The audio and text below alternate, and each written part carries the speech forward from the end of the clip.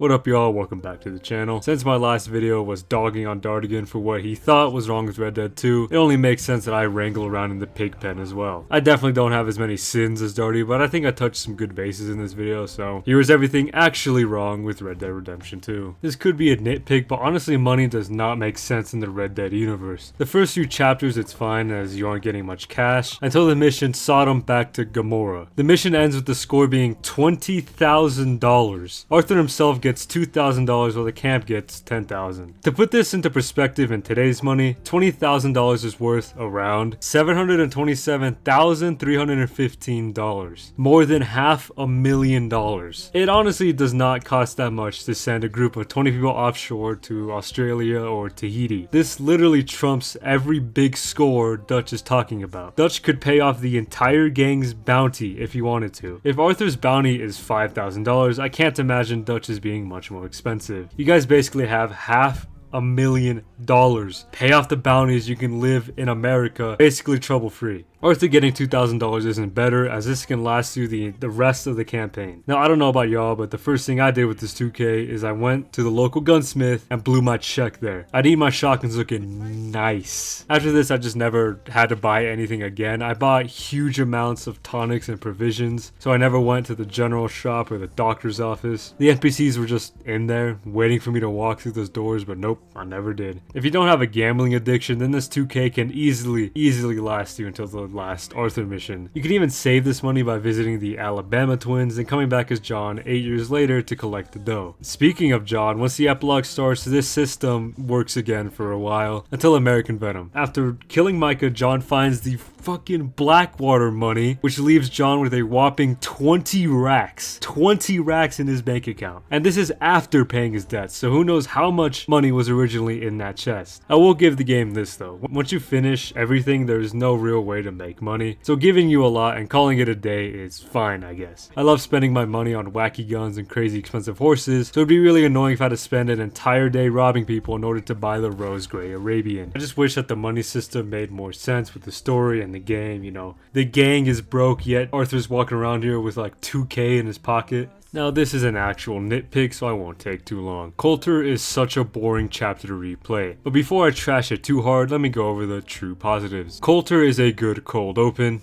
literally, to the story of Red Dead 2. We see the Vanderlyn gang in shambles after a botched robbery. We see a member die on screen, showing the weight of the dire situation. Our new character, Arthur Morgan, has to save a previous main character, John Marston. This shows John wasn't always the badass cowboy we were used to. The missions are basic, but they show the controls of the game and the mechanics you're going to be using throughout the game. Hunting with Charles is chill, while we also learn more about the gang. Killing O'Driscolls is good, clean, family-friendly fun. Robbing the train sets up Cornwall as a villain, so you know, Colter is good for the first time players. But with all this, my god is it boring to sit down and play through this chapter again. Everything is just so slow. I catch myself falling asleep during replays of this chapter. It really isn't the game's fault, it's a good chapter for first time players. But for seasoned players just wanting to play through again, horrible. It's horrible, just horrible. I'm gonna start leaving a save point in chapter 2 just so whenever I want to play, I don't need to sit through Colter again. The tragedy that is chapter 5 makes me more sad than angry. When I first played through chapter 5, holy moly was I in shock. Until this point I was used to the grasslands and moist swamps, but a whole ass tropical island? Fuck yeah! It went straight from a western to Far Cry. But chapter 5 is incredibly short, with a total of 5 missions taking place in Guarma. Most of them being rescue type missions. Save workers, save Javier, save the ship captain. Shit man, who's gonna save my boy Arthur? Look at him! Looking like he's holding back a mighty shit while suppressing a cough. After this we're back in Freedom USA. The true crime of it all is just how beautiful Guarma is and how little time we can actually spend exploring. Not like it's worth exploring anyway, there's nothing to do. You can't hunt any exotic animals or fish or crazy sharks or anything, just stuck shooting Cuban soldiers. If the game at least let us come back, it'd be great, though it wouldn't make any sense. The fuck is John gonna do in Guarma? Red Dead 2 had about 2.5 hours of cut content, meaning most of chapter 5 was shaved down in order to fit deadlines. For the time crunch they had, Rockstar Divs did a good job with the chapter 5 we got. I just wish there was more things to do on this beautiful island. Both Bill and Javier are important to Red Dead 1's story, as John is forced to hunt them down for the Bureau of Investigations / Agent Ross. When we meet Bill and Javier for the first time, they talk to John about how much the gang meant to them, and how it isn't anyone's fault that they fell out. And Javier tries to coax John into letting him leave by obsessing over the word brother. Hello, brother. Brother.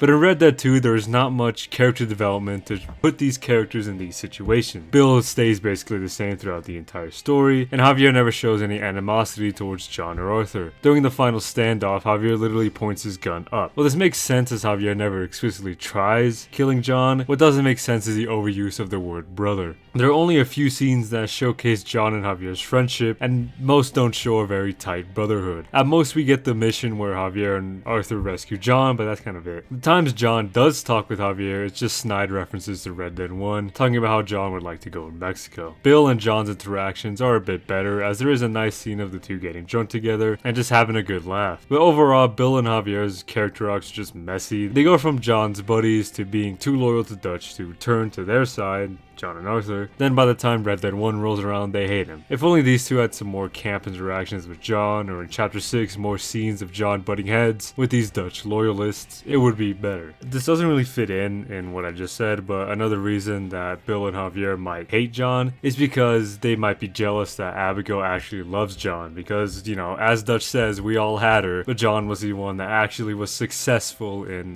marrying her. So maybe that's why Bill and Javier hate him, even if it's not specifically said. Another character related one, but Abigail in the epilogue is so annoying. The first time we see her in the epilogue, she's already complaining to John. While true, most of the time they are arguing because John does something stupid, but sometimes she is downright unreasonable. John gets them a job at Pronghorn Ranch and the wagon gets stolen. Oh no, John gets his wagon back and bullied some Laramie boys. What else is he gonna do? That's his wagon and his horse. That'd be like if your car got stolen. You get the car back and your wife complains about it. The next time she nags John is when he beats up the Laramie boy leader / Trevor Phillips, his great-great-grandfather, whatever you guys keep telling me. It's not him. I'm telling you guys, it's not him. She yells at John for acting like a hero.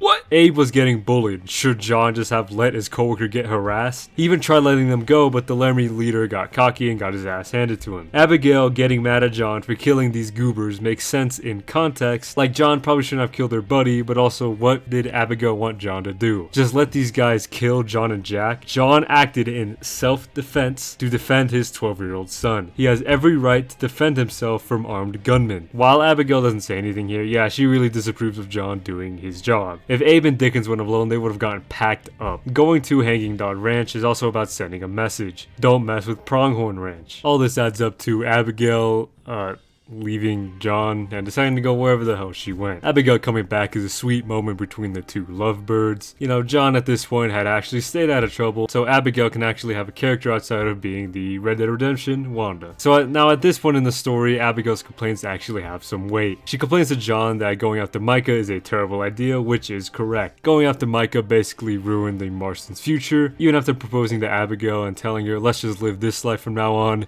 John risks it all to kill Micah. It sucks that most of Abigail's screen time is dedicated to nagging John about something. This all might sound like I hate Abigail, but I really don't. She is perfect as John's wife, and she fits into the world of Red Dead. When we first see her in Red Dead 1, she is loving but stern towards John. Whenever the two are on screen, they're mooching up to each other and are genuinely happy. Abigail and Jack are the main driving forces for John to push on in the story of Red Dead 1. In the main campaign of Red Dead 2, she is given reasons to dislike John. John is basically a deadbeat for most of the chapters up until like chapter 6. Even then, he doesn't fully appreciate his family until they are gone. Abigail is a great character, just written horrifically in Epilogue. Like Uncle would say, Wine.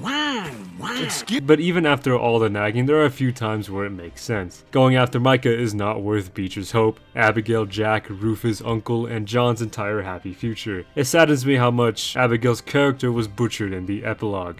back to the more nitpicky stuff, and when I first thought about this, man, it pissed me off that it wasn't in the final game. Now, in the mission Jim Milton rides again, John hits his iconic pose when killing the Laramie Boy leader. This is cool and all, and it also symbolizes the birth of the true John Marston. But how cool would it have been for this shot to have been saved for Micah? You can't just sit there and tell me it wouldn't have been dope if this happened. Dutch shoots Micah and walks off, the usual. Micah falls to the ground, you know, like writhing in pain or something. John looms over him, shotty in hand, hitting the pose. This would also fit as from the ashes of the Vanderlyn gang, the true John Marston is born. No more Jimmy Milton or Rip Van Winkle, he is now John motherfreaking Marston. There it is, what is actually wrong with Red Dead Redemption 2. No BS sins about how I don't understand the story, wah wah. The TikTok has been going crazy lately, so go head over there, drop a follow, join the community we got going. Of course the channel itself is growing, so drop a sub if you haven't already. I post weekly Red Dead videos and shorts if that's more your style. Anyway, that's all I got for this video. Next week I'm probably going to cover everything wrong with Red Dead 1, so, you know, be ready for that. With all that out of the way, stay safe and goodbye.